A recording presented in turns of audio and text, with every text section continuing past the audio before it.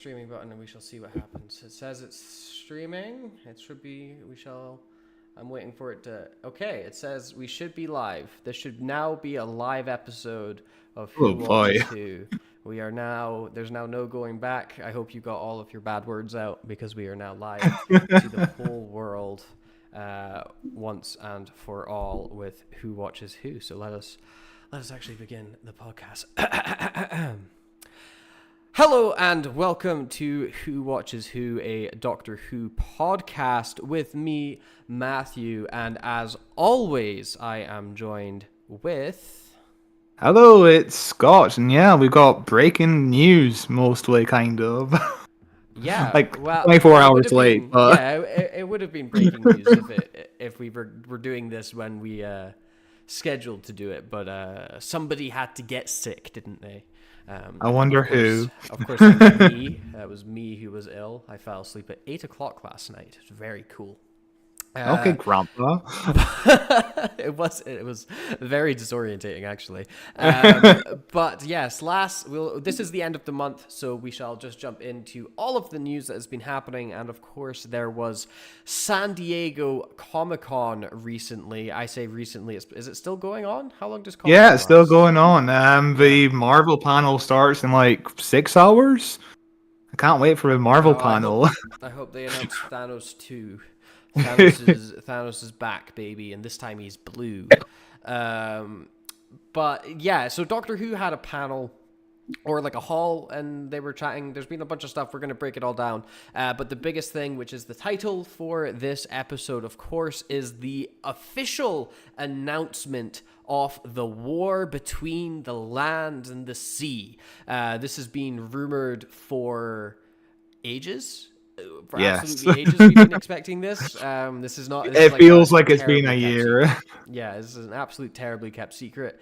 Also, even the title, the war between the land and the sea, like that, we've known that title for since the rumors. You know, the title is long as fuck. You know, that's what 3, 4, 5, 6, 7, 8 words. 8 words long. That's gonna be hard for us to title our episodes. You'll just have to abbreviate it to Thwub the last. It is a very long title and also about the Sea Devils. So I'm immediately not interested in it. I'm really not interested in it. But let's read down this article from DoctorWho.tv talking about the war between the land and the sea. Russell Tovey and Gugu. Oh, I haven't read this beforehand. Gugu Mbatha Raw. I'm so sorry. I'm very, very much a countryside white kid. Lead the cast of New Doctor Who alongside a spin-off series for the BBC Disney alongside Doctor Who alumni Gemma Redgrave and Alexander Devrient. God, lots of weird names. Today, Friday the 26th of July, which is wrong because today is actually the 27th of July, the BBC and Disney branded television jointly announced their first brand new Doctor Who spin-off titled The War Between the Land and the Sea. The series, created by Russell T. Davis, leading this 5-part series. Cool. It was written the series with Pete McTighe, who did A Discovery of Witches, The Pact, and has written episodes of Doctor Who. Do we know which episodes of Doctor Who he has written? One of the most recent ones he wrote is Praxeus, which is also the famous we were polluting the ocean episode, which is... I guess it's why he's writing this. It's a similar theme. I guess we have to revisit Praxeus. Wasn't Praxeus really bad? Wasn't that a really bad episode? It was fine. It just suffered from the same thing a lot of Chibnall episodes suffer from. Too much globe hopping. We go to Madagascar, there's like 5 different locations throughout the whole thing. It's insane.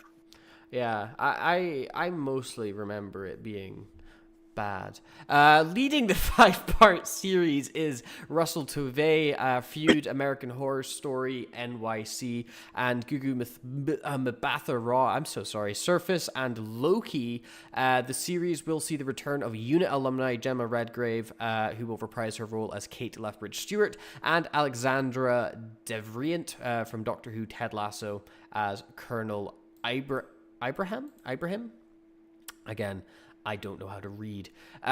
With a fearsome and ancient species emerges from the ocean, when a fearsome and ancient species emerges from the ocean, dramatically revealing themselves to humanity, an international crisis triggered. With the entire population at risk, units step into action as the land and sea wage war. So that's the synopsis, the rundown of the war between the land and the sea. I don't know how interesting that sounds. It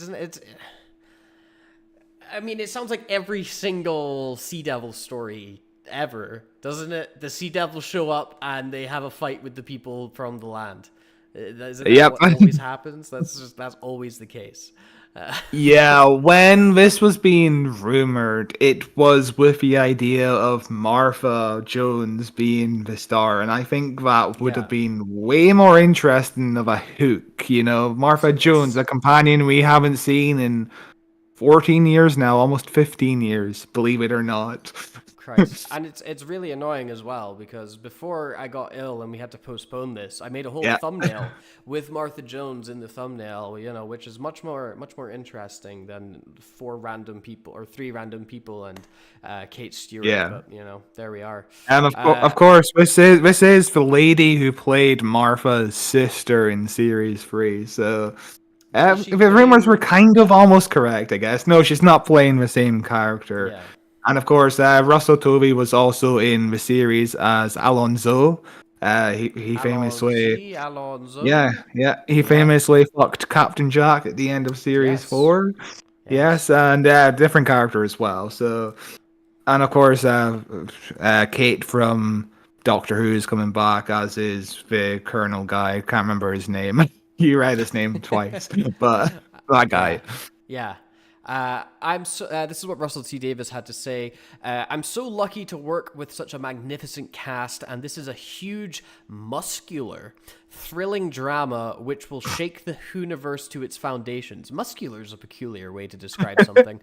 When the Doctor's not in town, the whole of humanity is in trouble.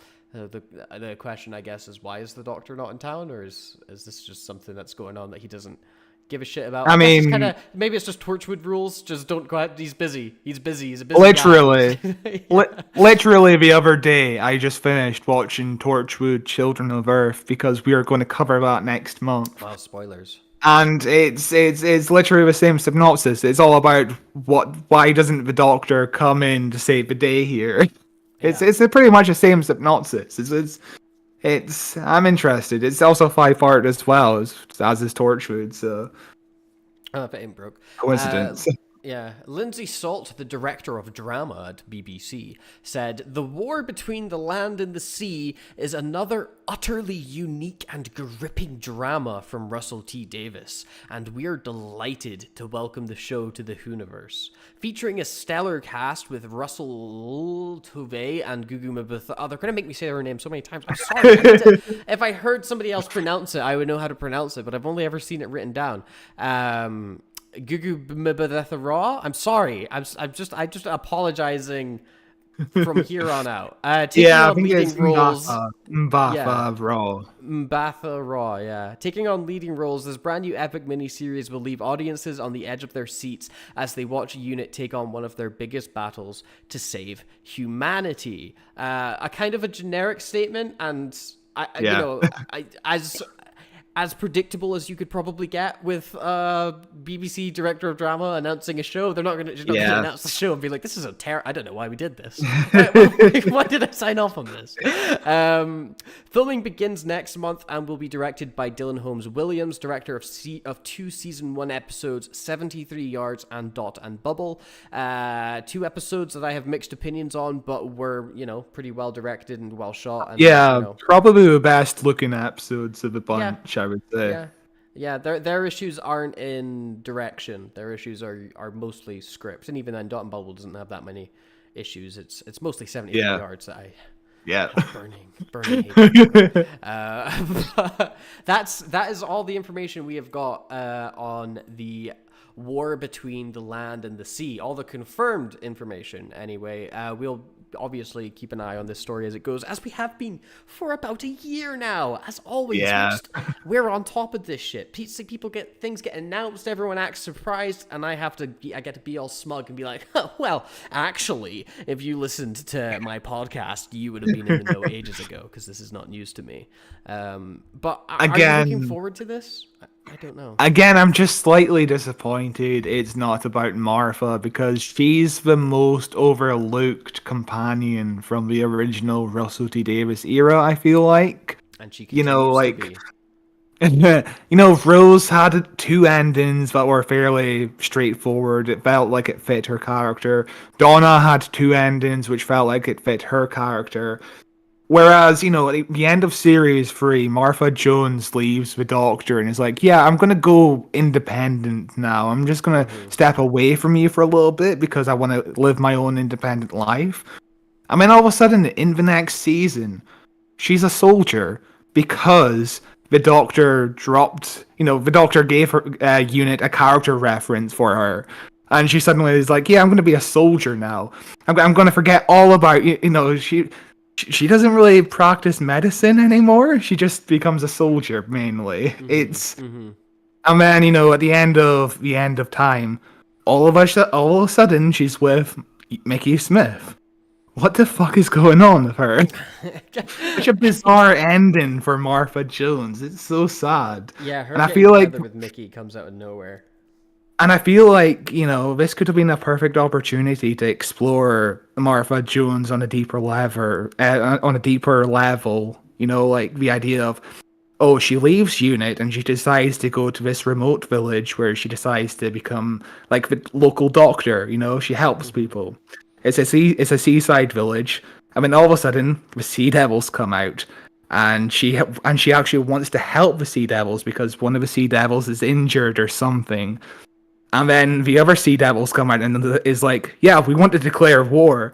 And she's like, oh no, I have to now call UNIT to help us. And that's going to be a conflict of its own. It's all about Martha Jones that way. But yeah, again, I'm not getting much of a hook with this new character. Maybe, oh my god, what's her name that plays, Martha? Freema. Maybe Freeman, she's just busy. Yeah. Maybe she's busy often. She was in Matrix, doing stuff with the Wachowskis, and maybe she's just busy. Freema Agyeman, is that her? I'm somebody else. Yeah. She is one of the most. She is like up there with like David Tennant and Jenna Coleman in terms of she's constantly found work. I've just never seen her in anything outside of Doctor Who because she's been in like New Amsterdam, which is a show I have no interest in. Yeah. She was in Sense8 which is the Wachowski show on Netflix that got cancelled, and she was in the latest Matrix movie briefly, which I haven't seen. It's pretty good. It would have been cool. Maybe yeah. It's not happening, so I guess whatever. We'll see what this is, and we will cover it episode by episode. I'm looking forward to that. I'm looking forward.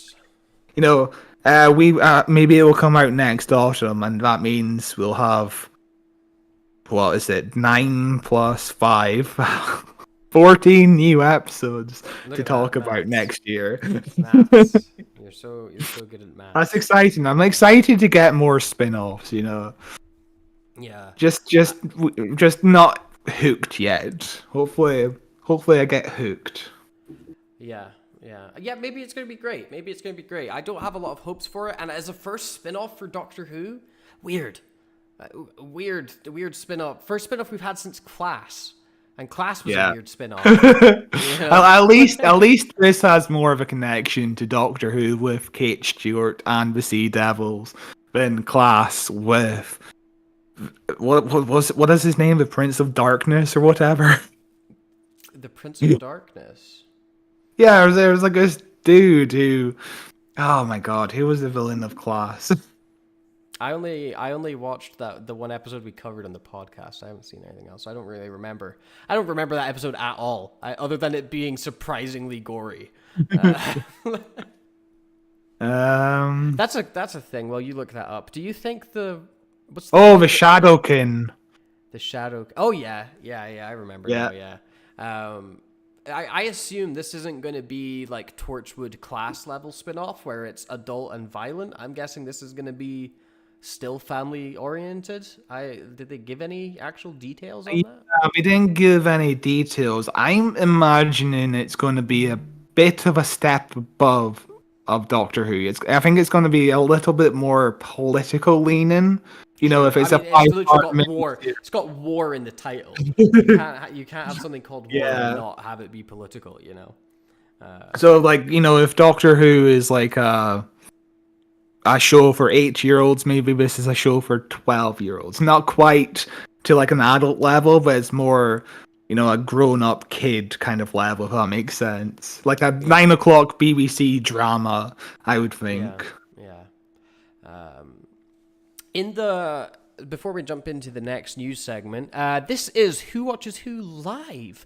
Every month we are going to be live streaming news episodes. They will be going out probably the next day in the audio realm. So if you're an audio listener and are wondering why the episode is late, that is why. So if you want to make sure to catch our live streams, subscribe to us on YouTube at Who Watches Who, a Doctor Who podcast, and come in and join the fun. We have a whopping 2 viewers at the minute. So I think one of them is me. Amazing. You could come along and be one of those people. Wouldn't that be kind of funky and cool? And you can chat all things Doctor Who with us. In the meantime, let's move on to our next news story, which is the 13th Doctor is coming to Big Finish. Jodie is at Big Finish before Peter Capaldi. Isn't that interesting? I'm Matt Smith. Big Finish. Big Finish Productions, in partnership with BBC Studios today, or not today, but a few days ago, announced a full series of 13th Doctor audio dramas as Jodie Whittaker returns to the Whoniverse alongside Mandip Gill as Yasmin Khan. Now she's back in a brand new series of 12-hour-long full cast audio adventures in time and space, and due to be released from July 2025. By her side in the TARDIS as ever will be her best friend Yaz, once again played by Mandip Gill.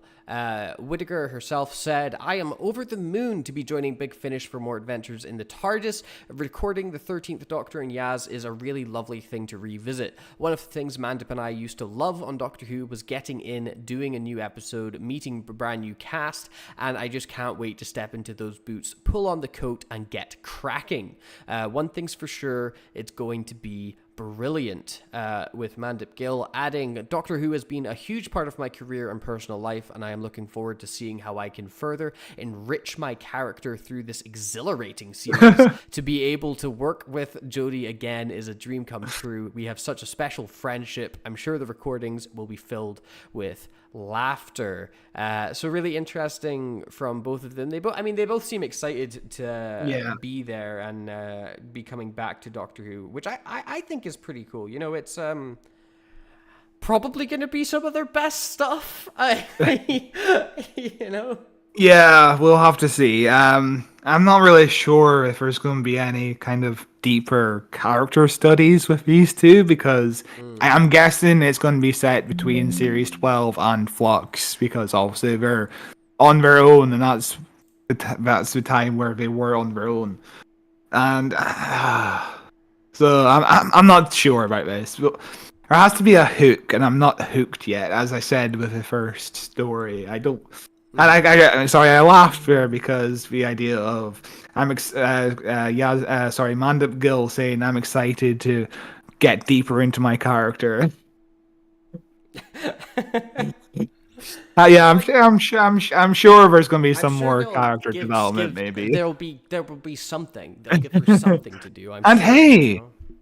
And hey, maybe, you know, the 13th Doctor, you know, most episodes feel like they were a Big Finish story with characters standing around talking about what they see.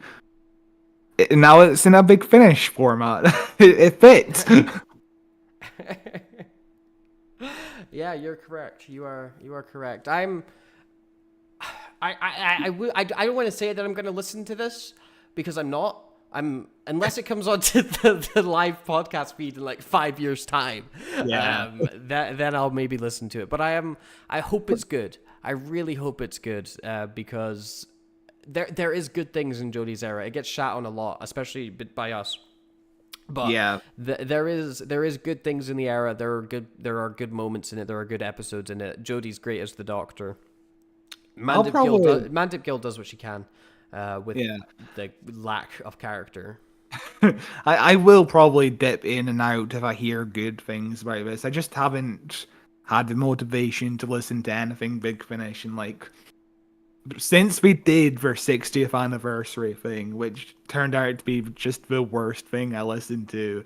Like the stories itself weren't bad, but it just like why does this need to exist? And I feel like that's a lot of where Big Finish falls. Why does Big Finish need to exist if we're just gonna pump out average stories for like £20 a pop? you know? The pumping out of stories is definitely the big problem with Big Finish. Yeah, it is so impossible to keep up with. Just too much and too expensive. That's one of the things I'm really enjoying about the live podcast feed they have. Is it's obviously it's free stories every week, and even then I'm still like 3 months behind. I'm still really behind on it. I do need to start listening to that podcast. I just recently moved. I'm like half an hour away from work now, so I can squeeze in those episodes. Look at your background. Look, you actually have like a background that isn't like your curtains or whatever. It feels weird. Yeah.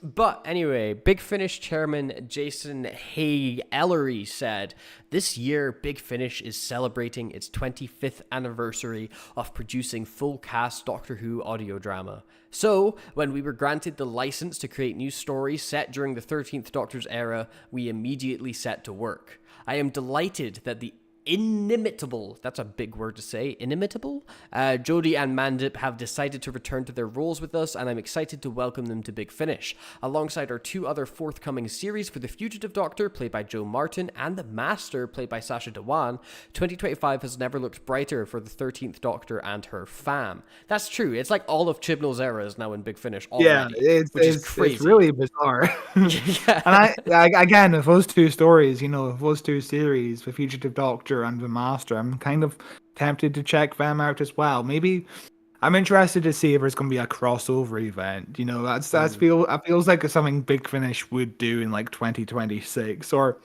2027, the 10-year anniversary of Jodie's era. 2027, have these 3 box sets merged together as one crossover storyline. That feels like it should be good.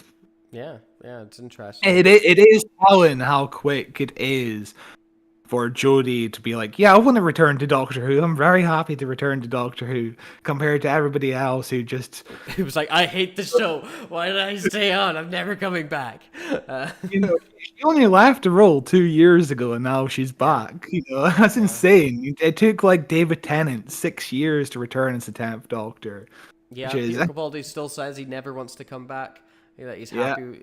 Matt Smith, I don't think ever mentioned anything about it. Although they did say I think Russell T Davies mentioned his name at Comic-Con, where he was like, "Oh, Matt Smith would be a fun Doctor." Yeah, it was an interview. I can't remember which newspaper or magazine it was, or publication, whatever you want to fucking call it, because nobody does newspapers or magazines anymore.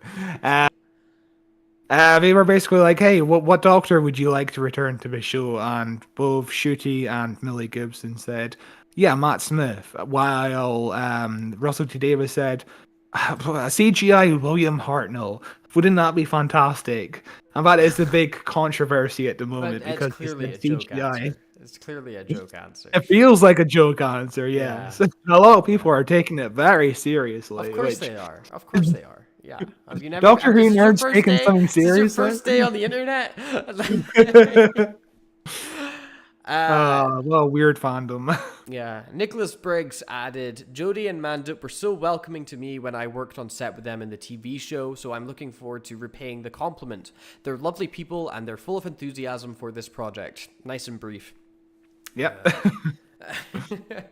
Do you want to take this next little news segment while I catch Yes. my fucking voice? In physical media news, season 25 was announced as the next installment in the collection Blu-ray range.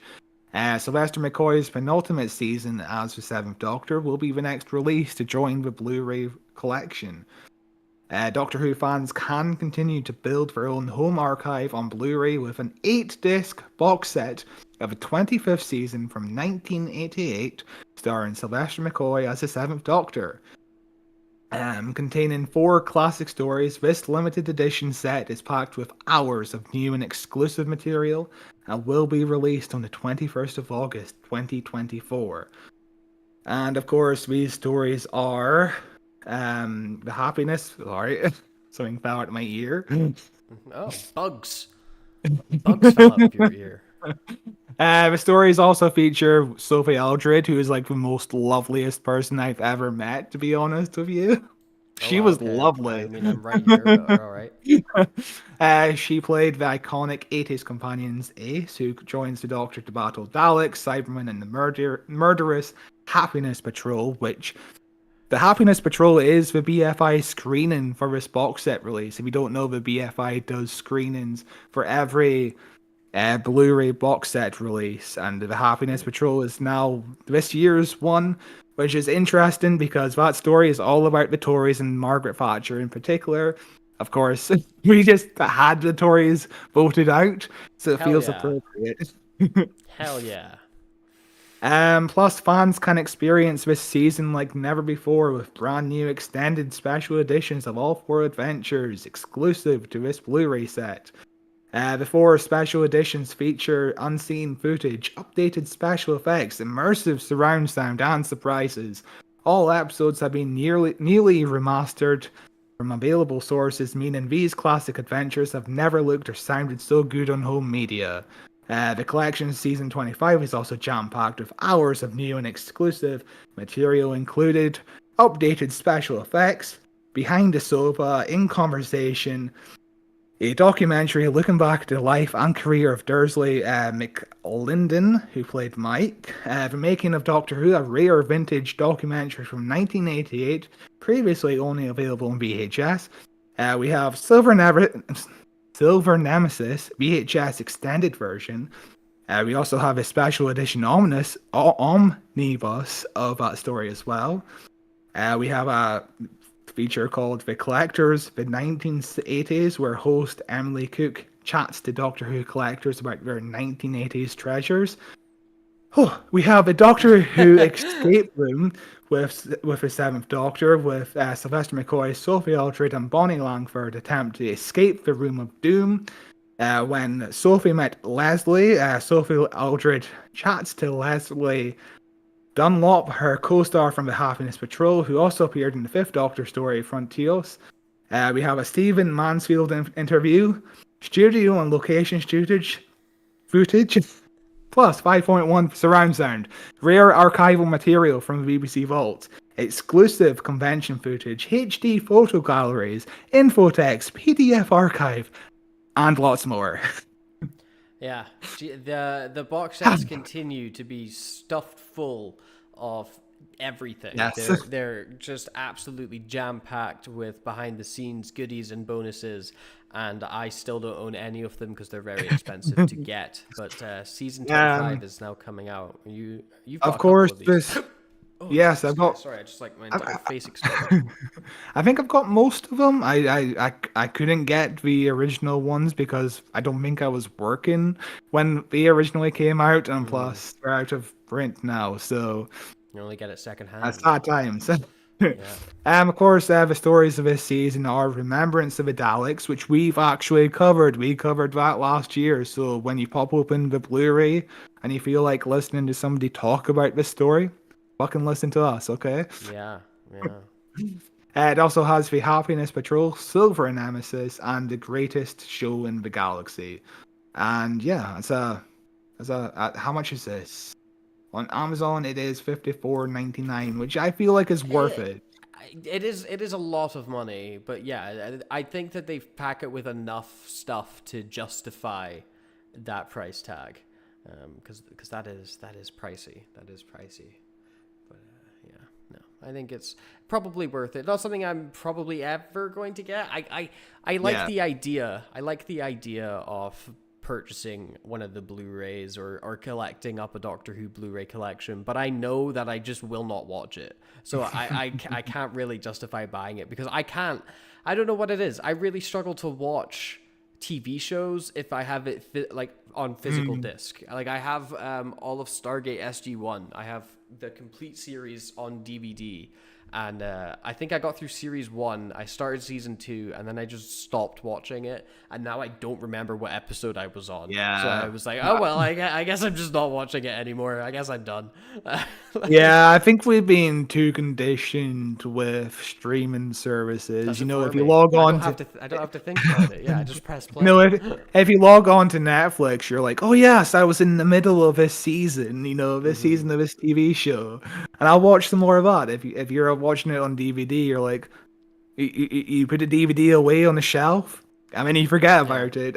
Or like, I don't know if this is gonna sound normal to you or if you're about to give me a weird look, but so, like if I'm watching through a TV show, like sometimes I'll get bored or I'll have to go and do something else, and I'll just turn it off.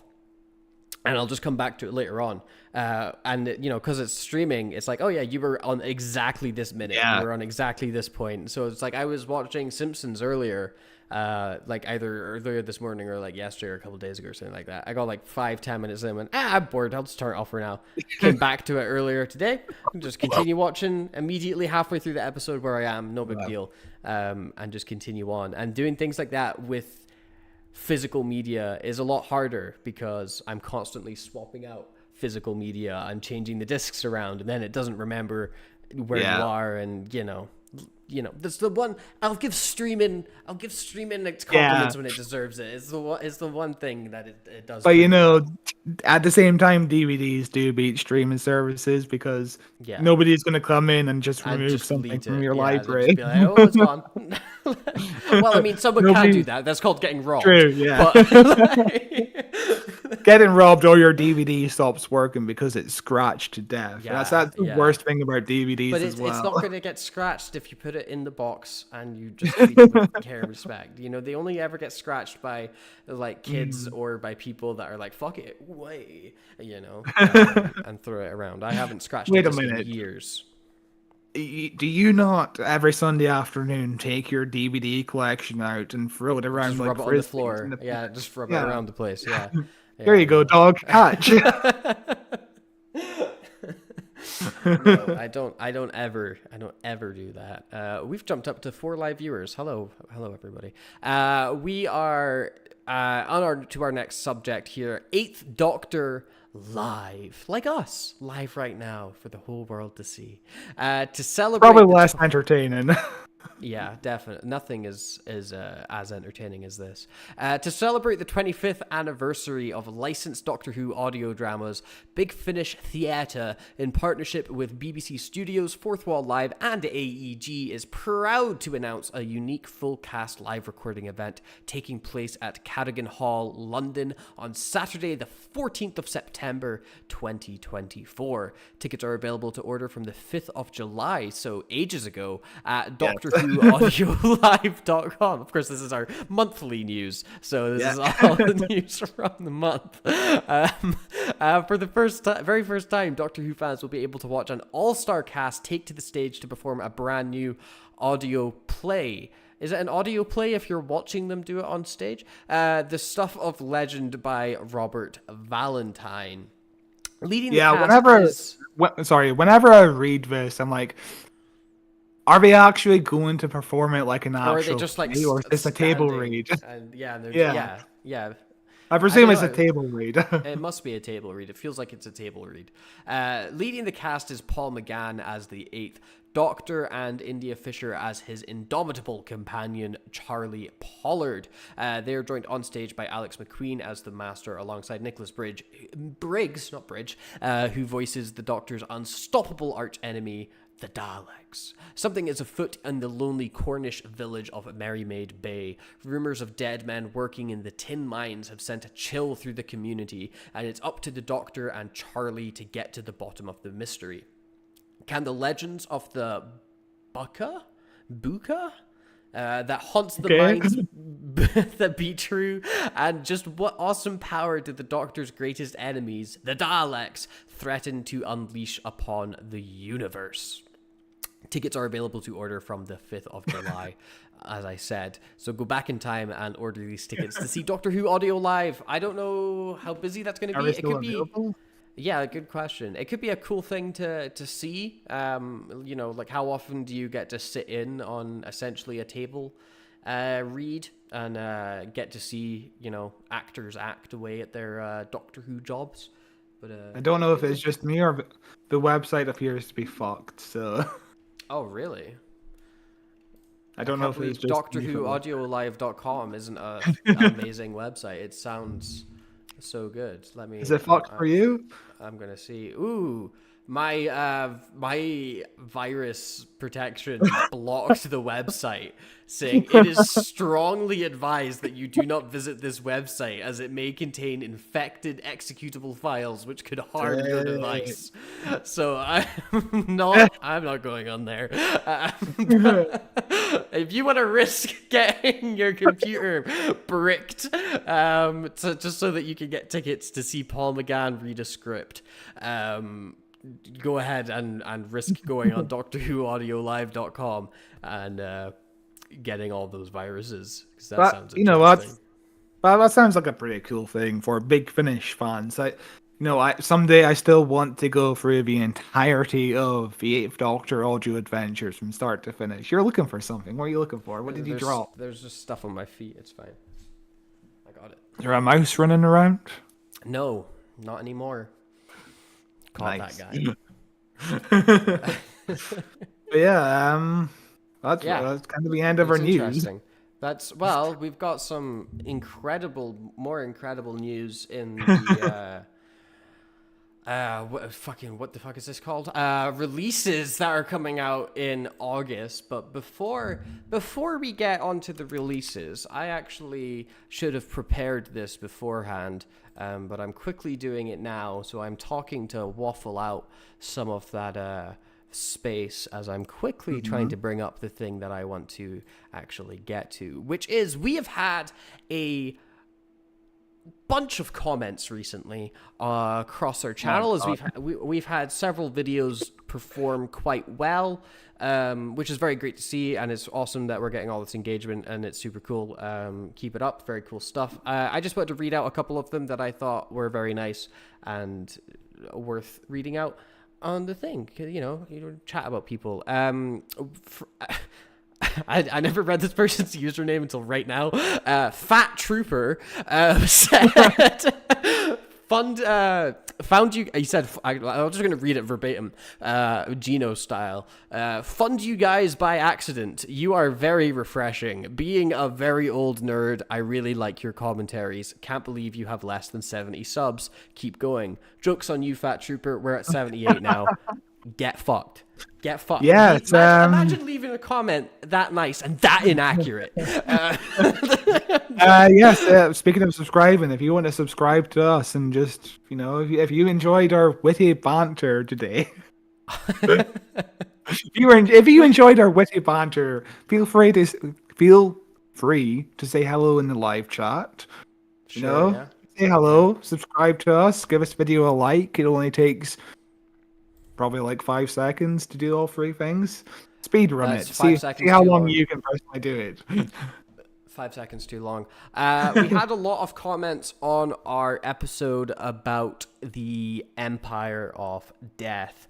Obviously, a slightly controversial episode, I think, with people either kind of liking it or very much disliking it. I think it led to a somewhat interesting discussion online. I mean, as far as discussions can go online, because eventually it will just turn into I'm right, you're wrong, toxic, let's form a team and fight sort of thing. But again, there were some interesting comments on that. One Daxter said it's not the first time that RTD fell into this pattern. Part 1 of the final puts on quite a show, only for part 2 to be an underwhelming resolution, which is, I think, fairly accurate. You know, a lot of the conclusions in the Russell T Davies era, at the time as a kid watching it, they felt big and grand and epic and cool. Coming back to them as an adult, it's like, oh, maybe this has got problems here or there. You know, there's some things that aren't working quite as well as I would like them to work. And it was just interesting to see some of the old problems Russell T Davies had felt more on show in this past series of Doctor Who than they did previously, you know? And I don't know what happened. You know, we discussed this a lot in our Empire of Death review. It's worth going. It's is it a long episode? I feel like it was a long episode. It's like 15 hours long. It's like, I think it was like 2 hours. Yeah, an hour 50. But on the other side of that, we had a really interesting comment which says, Ruin, it was the only half-decent episode in an atrocious series. So almost 500 views on that episode, by the way. Holy shit. Yeah, I know, it did really well. But I think that that's a really interesting comment, because imagine hating all of the series and loving Empire of Death. I don't understand. I don't understand that brain. That's just and then obviously there was another comment that said, no, actually it was all rubbish. So yes. That's the spectrum. That's the spectrum of yes, I love helpful, constructive criticisms like that. It was all shit. It was all, actually, I don't think you considered it was all bad. Oh, you've changed your mind. Papa Laz 4444244. I never saw it like that before. I never considered that actually it was just all bad. Well done. A very nuanced take.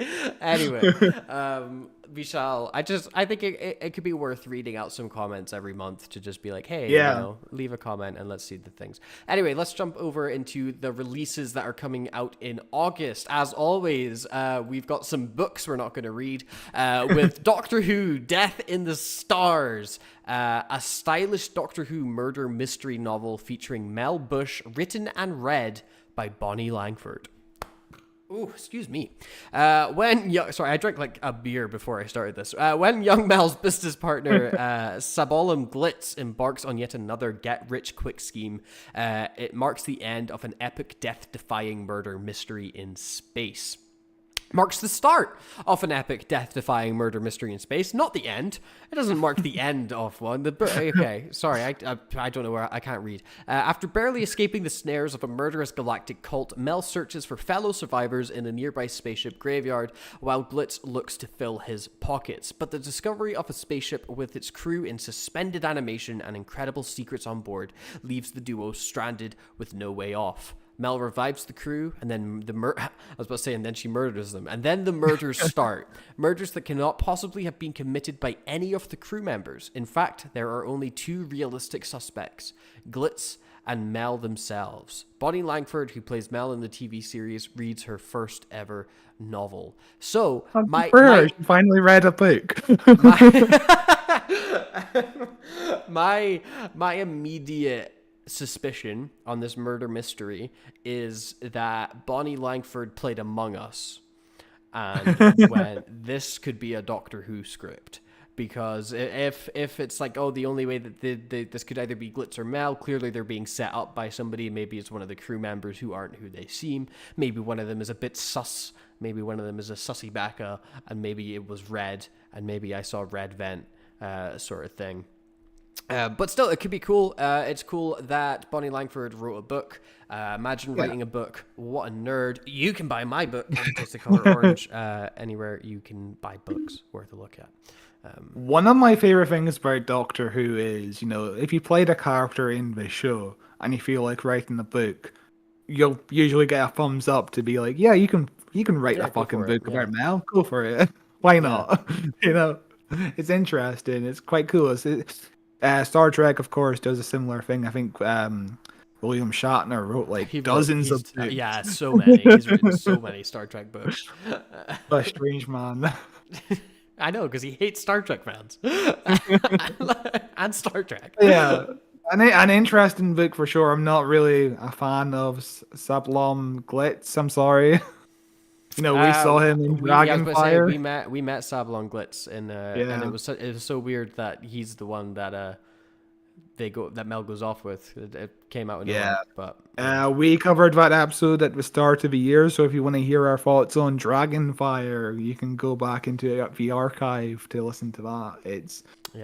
We went through a journey on that one. I hate the logo for the Doctor Who novels. I'm gonna throw this on stream real fast. Look at that. Look at this fucking logo. Look how it does not fit the vibe of the book at all. It feels like it's horrible. I hate that it's like half of the like arch thing and then not ugly. Anyway, it's off the stream now. Ugly.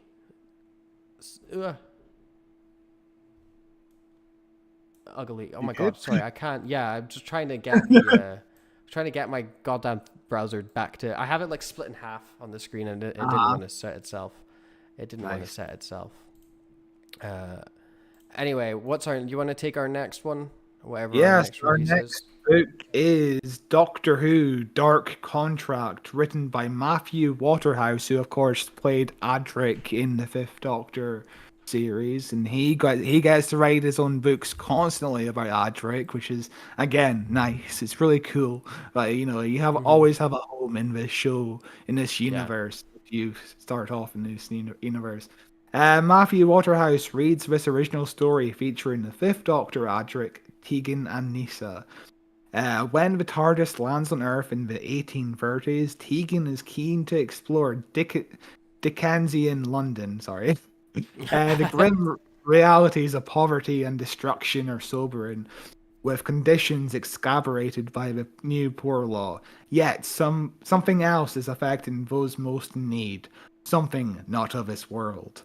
As the Doctor falls into the hands of the law and Tegan and Nyssa are abducted by a brutish pair of ne'er-do-wells, Adric finds himself on an altogether different plane, at the heart of a maladies affecting the capital city. For the beings who have formed a deadly contract with the people of Earth, the presence of the TARDIS travellers in London is inconvenient, to say the least. Matthew Waterhouse, who plays Adric in the BBC TV series, reads Will Hadcroft's atmospheric tale. Okay, so he didn't write this, but he reads it, which is still cool. Basically the same thing. It's basically the same thing. What's the difference between reading and writing? No. Another story I'm not too interested in. I'm not really interested in Victorian era stories, so. Yeah, I can. The Victorian era stuff, I'm usually okay with when I'm watching it or reading it like the first time, but having to revisit that era, I'm like, oh, okay, this is a relatively dull time. But it sounds interesting enough, and I'm sure there's a big market for that. Well, I say a big market. I'm sure there's a dozen people that will buy this book, which is, pretty cool. Next, we have. I do wonder if there's somebody who sits here like, yeah, I'm going to buy every fucking release that comes out next month, and I'm going to listen to every single one. Yeah, there's probably one person. There is definitely at least one person that does that. Someone whose hyperfixation is Big Finish, Doctor Who releases, and books about Doctor Who specifically. But with that being said, I'm surprised, Scott, that you've actually included this segment here, because I was almost certain that last month you said, fuck this, I'm never doing this again. We're not doing Big Finish releases anymore. And yet here we are looking at the August releases for Big Finish. So why are we here? Why are we looking at Big Finish August releases again? Because there might be something that's interesting. You know, it does seem like a more interesting month than most months. You know, there's some interesting stuff here. Yeah, well, we'll find out because I guess we're looking at this with the August releases for Big Finish. There's actually quite a lot Yes. this month. The first one being Susan's War Family Ties. No Gallifreyan was safe from the Time War. While the Doctor resisted the call, his granddaughter Susan did her duty and signed up to fight the growing Dalek threat. This is two stories: The Lost Son by Sarah Cassidy and The Golden Child by Peter Anghelidis. I don't know how to pronounce that last name. And interestingly, it's got Carol Ann Ford is back as Susan. It's got the War Doctor in it. It's got some other people that I don't see. It's got Sonny McGann, who is, of course, I think. Oh my god, I can't remember if he's actually Paul McGann's son or grandson. I think son. So Sonny McGann is the son. Which, of course, it's actually Susan's child or grandchild. I can't remember. In here, just in this comment here, it says Susan lost her son Alex to the Daleks and attributed some of the blame to the Doctor and his actions. So it must be his son and her son, and I'm assuming that he dies in the Time War, and that makes Susan very upset. That's a really interesting nugget and a really interesting character point. And if Susan ever comes back to Doctor Who, I guarantee they will not make into a thing, which I kind of hope that they would tie it all back in together, but who knows. But I mean, it's cool to see Carol Ann Ford up and doing stuff, you know? Yeah. And this was, when was this recorded? This was recorded in March of this year. So it's not like it was like Tom Baker episode they recorded 15 years ago and are still getting through. You know? Yeah, of course. She does quite a lot with Big Finish. This is, of course, the second box set in the Susan's War series. She also did the After the Daleks, which is set immediately after the Daleks' invasion of Earth. She was recently in the 60th anniversary special, The Union with Paul McGann. She's met Paul McGann multiple times now, which is interesting. Yeah, I do not blame Russell T Davies if he decides not to make this canon. Well, that's a fucking nightmare. Sure, I don't care if he doesn't make it canon, because there's no way that, you know, Big Finish is always second place to the show. Whoever the show wants to be canon, it is takes precedent over it. I hope he actually does something with Susan, having teased it for so long. Yeah, but it feels like it's about time, you know. I was surprised she wasn't in the 60th anniversary. I was surprised she wasn't in the series final of season 1, the very first season of Doctor Who, like just where recently. They talk about her all the time. Yeah. I was surprised by a lot of things in season 1, though. I was surprised how shit it was. Yeah. Our next story is Doctor Who: The Sixth Doctor Adventures: The Trials of a Time Lord, which of course is a play on The Trial of a Time Lord. That sounds like a confusing title. The Sixth Doctor's 40th adventure celebrations continue, courtesy of Ludosphere Incorporated, with the greatest adventure ever streamed. What? Responding to a distress call from an old friend, the Doctor and Mel again find themselves in Siberia. Hell yeah. Hell yeah. Siberia. It's written like Cyberman, but Siberia. A prison camp run by an even older foe. I wonder who.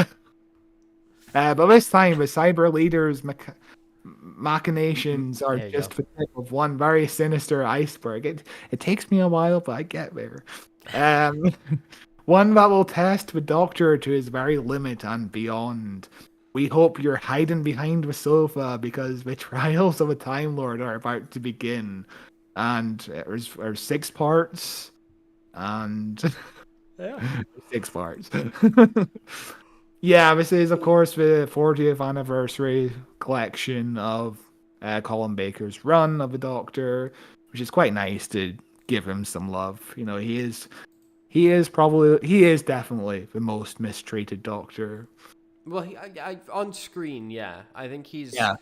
since Big Finish and the show coming back. I think he's been Hmm. feeling a lot of that love, and he clearly has a lot of passion for Doctor Who and a lot of love for Doctor Who. And I'll always remember him as the weird old man that sat and watched me get a photo with Paul McGann. He was just Yeah. in there. He was just sitting there watching that happen. Yeah, apparently, Big Finish is like the definitive home of the Sixth Doctor. Like they apparently truly get him. I've only listened to one Sixth Doctor I'm adventure, but listening it's to a Sixth Jubilee. Doctor adventure right now. Nice. You should Um, listen to Jubilee. Jubilee is very fun. It's basically what it's basically the inspiration for the episode Dalek from series 1, 2005.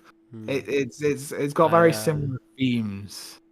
I'm listening to the one that's on the podcast feed about the Beatles vanishing, and Oh yeah. obviously that the podcast is also hosted by Colin Baker, who does the intro and the outro for every episode, and he calls himself Old Sixy, in those. So yeah, I love Colin Baker.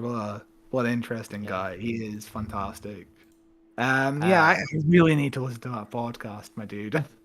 It's pretty good. It's pretty good. Next, we've got Dark Gallifrey, the War Master, Part 2. Amid the dreaming spires of Bracksteel University, Benny is dividing her time between her lectures, her cats, and managing the romantic advances of one of her students, John. All right. All right.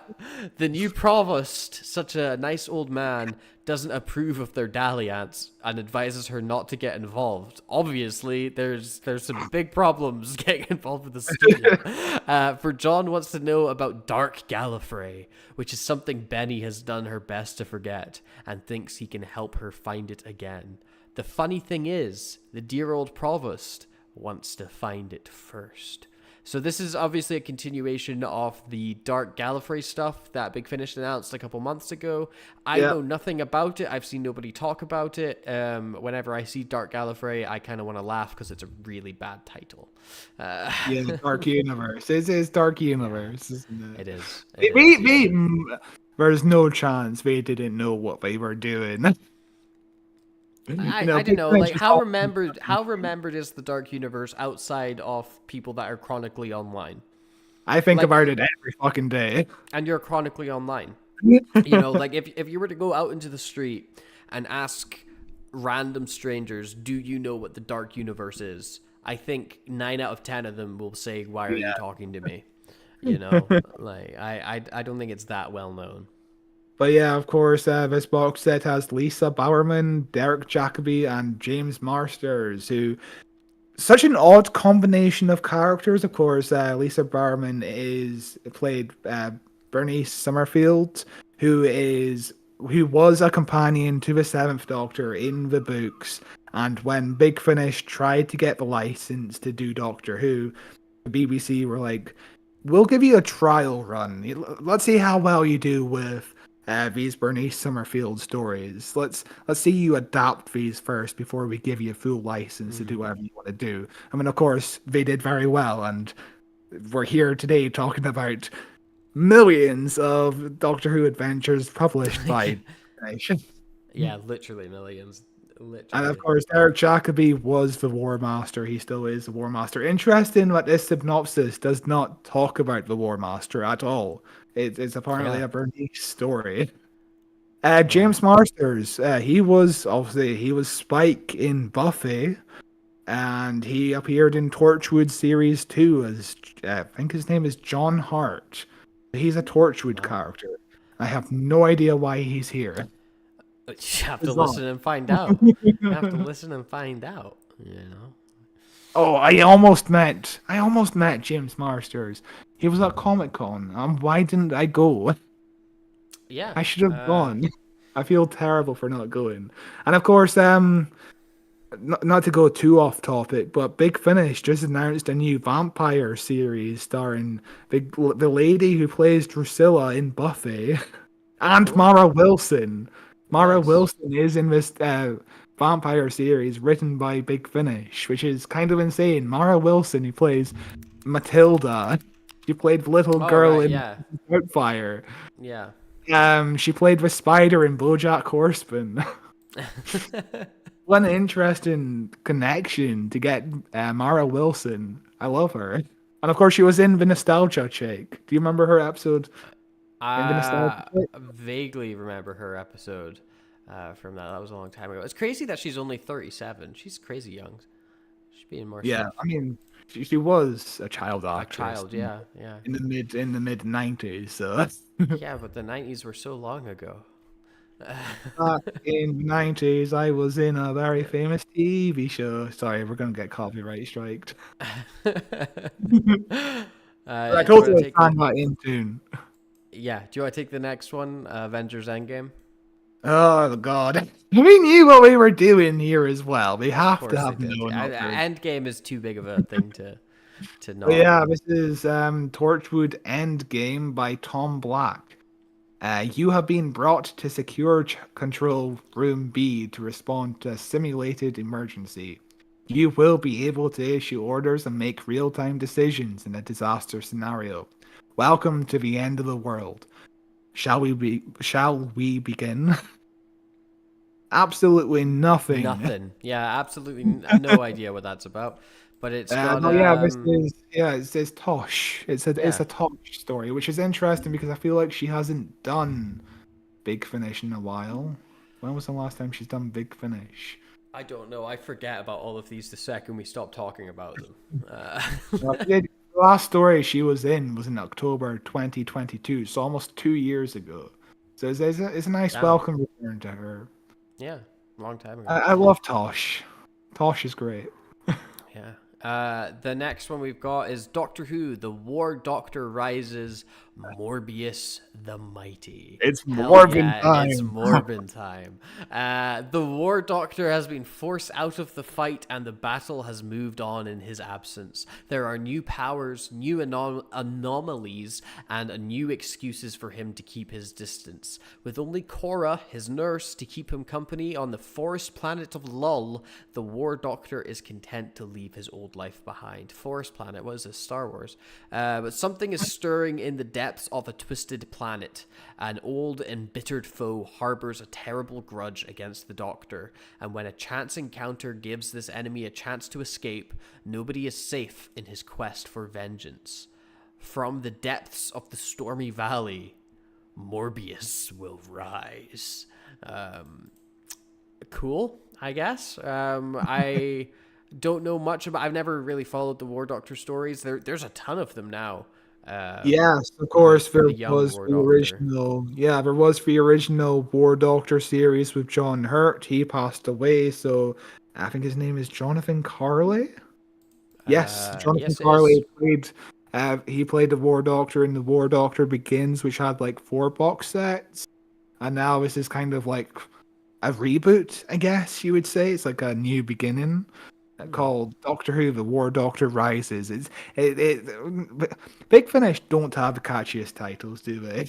No, they also have a really confusing canon to try and keep up to date with. Every release, every Doctor Who story in this collection, apart from the Torchwood one, it just seems to throw in random characters. Oh, Susan's War with the War Doctor and also uh, Paul McGann's grandson, sure. Yeah. Oh, we've got the War Doctor Rises with Morbius. Everyone's favorite Morbius. It's Morbin time. Yeah. I mean, I say it almost every single time. I think the idea of making John Hurt's War Doctor a young man, so that like Paul McGann didn't regenerate into old John Hurt, he regenerated into young John Hurt, and then you have just I think it really goes to show how goddamn long and awful the Time War was. That by the end of it, he's an old man, and he's not a young man anymore. I think that gives you so much room to explore and do cool stuff with. Not that I've ever listened to any of it. Maybe it's all terrible. I presume it's pretty good since they've kept making it. But I you know, I listened to the first Time War box set with Paul McGann, and it's a really good story. I think you would really dig it. It's a lot of politics stuff. You know, it's very political stuff about the Time Lords and I hate the evil politics. things they do. Hate politics. Yeah, do you want to take this Yes, last one? the next one is The Death and Life of River Song, Series 1, Last Words. Wrenched from her digital afterlife in the library, River Song finds herself on 61st century Earth, resurrected in a clone body. What the fuck is this? Alien resurrection? Billionaire tech mogul Garrison Clay has a mystery to solve, and he selected River as the person to solve it. Armed with only her sonic screwdriver and a fake ID, River heads out into a world soon to be ravaged by solar flares, where danger stalks her at every turn. And the first book is Apocalypse, Book 2 is Fate and Fatality, Book 3 is The Black Hours, and Book 4 is The Book of the Dead. No writers, nobody wrote this. Yeah. So Robert Valentine, it says at the top. Robert Valentine. I assume he wrote all of them. But what's interesting here is immediately hearing that setup for this of River Song being wrenched from her digital life in the library and forced into a clone body. I immediately went, I hate that. I hate that so much. That's an awful idea. Stop doing that. Why can't any character have a conclusion? Why can't that just be the end? Why does there have to be? And then actually, she was taken out of that and put into a clone and went on to a bunch of different. Like, why can't things just have an end? Why can't there just be a full stop in some things? You know. This is a problem I don't have it with the show itself, but expanded media. I feel it with Torchwood, because I just obviously finished Torchwood Series 3, Children of Earth, because we are covering it. And not to give away any spoilers, but Captain Jack at the end of that series, it feels like it should have been his end point. But no, they had to do series 4 of Torchwood with Captain Jack. They have to do millions of Torchwood audio dramas with Captain Jack from Big Finish. He's in series 5 and 6 of the Big Finish Torchwood series of Big Finish. And it's like, he has nothing to do after series 3. He has no interest in depth anymore, I feel like. I will say the same thing at the end of episode 5 of Torchwood Children of Earth when we cover it. I will go down that big rant. But, sometimes characters need an end. And the Diary of River Song, which was the previous series, that lasted 12 box sets. And in that time, she's met basically every single Doctor, which kind of ruins the character, because in a TV show, she's only met the 10th Doctor, the 11th Doctor, the 12th Doctor. Yeah. And you have to bend over backwards to try and explain why she can now meet the 2nd Doctor. Oh, something to do with a memory wipe, or she's in a disguise every single time. And it just doesn't feel like canon. It feels weird. Yeah, I don't imagine.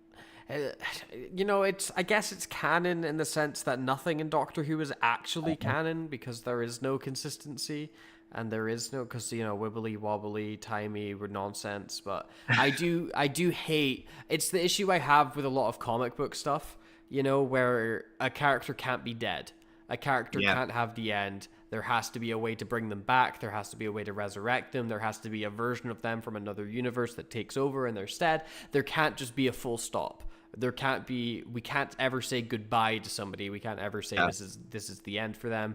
And I hate that. I like conclusion and I like consequence, because it makes stories have an impact. As soon as you take away that consequence, the story doesn't hit as hard and it loses a lot of its meaning that's put on top of it.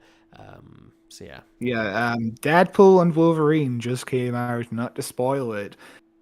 they tried to bend over backwards to be like, hey, we aren't ruining Logan. We're getting Wolverine from an alternative universe. It's okay. We aren't putting an end to it. But at the same time, a character from that movie does appear inside of the movie, which does put a finality to that movie. Yeah, it's. Yeah. I you know, it's a comic book movie, so I expect it to follow the same rules as comic books, which is death is meaningless, and there is never any conclusions to anything. That's Doctor Who. Doctor Who is kind of the most comic booky, non-comic book franchise, if that makes sense. It always goes through multiple reboots, and sometimes characters will forget what happened on Earth like 2 years ago because it's convenient for the story. Why doesn't everyone on Earth remember the events of Torchwood Children of Earth, which we are covering next month on this podcast? Yes, we are. Which I guess I will get into now, because that is the end of our news document and basically brings us towards the end of this lovely live stream that we have been doing. We will be back next Friday at 8 a.m., hopefully, with our first look into Children of the Earth, and we will be covering that for all of August and into a bit of September as we cover all 5 episodes of, there's 5 episodes, all 5 episodes of Children of Earth. I have never seen this before. I have seen, I think, a few clips. I don't know the full plot. I know it's got something to do with kids going missing or dying or something, and I don't know how it ends. I don't know how it starts. I'm looking forward to watching it for the first time and seeing how it's going to go. That's going to be an interesting experience. I think you'll look at it and go, what the fuck happened to you, Russell? You used to write it. Yeah. Well, we shall see. We will be back with another live stream at the end of August, where we will be doing a monthly news. This is going to be a recurring thing from now on. So if you've missed this live stream, we got 5 views at the minute. If you missed this live stream and wanted to watch us live, hopefully the next one will be on a Friday. Around about 8 p.m. or something like that. There'll be a bit of wiggle room. I should hopefully set up a schedule for it, so that there's going to be like there'll be a video there that you can click and watch a countdown timer to, rather than what happened this week, which is we just suddenly went live on a random Saturday evening. And also, next month I do want to try and start reviving our social media presence, and I will at least try to say, oh, we're going live. You should definitely, because I mean, I've been live streaming on my Twitch more recently, and just putting that out on my Twitter, suddenly I have a ton more followers and I have a ton of likes. I have a bunch of VTubers following me at the minute. So it's worth sticking things out on Twitter. You never know what's going to randomly get picked up by the algorithm. But this is more of an experiment, and I think it went well. There's been no major problems with our. I'm gonna find out. I'm gonna find out when I watch the live stream back, and I'm like, oh shit, this whole time you couldn't hear Scott. But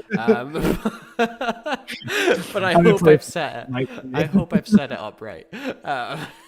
We shall see. But yeah, no, it's been a fun time, and hopefully, as well as we continue to live stream more, the production value gets a little bit better, and it isn't just a Discord, or it will just be a Discord call, but like there'll be like words up here that's like, who watches who live or something. I just haven't had time to make any graphics, so we don't have any. But with that being said, I guess that is the end. Are we done? Is this the end? Awesome. I'm going to start waving. I'm going to start waving to the camera, and I'm going to watch the live stream down here. So when I see me wave, I'll know that I can hit end stream, and then I'm not going to randomly cut myself off. I think it will end when there's a delay anyway. Sometimes it will, like, I've had it before. Keep waving. I've had it before. We're waving right now, but I'm still talking. I've seen it. Like I've been live streaming where there was a big delay and then I stopped streaming and then the stream just cut off before the delay could catch up. So yeah, so anyway, right. Goodbye, and now I've stopped waving, and that means I can press end stream. Right. I'll keep waving. Right. Bye. See how much of a big. Bye.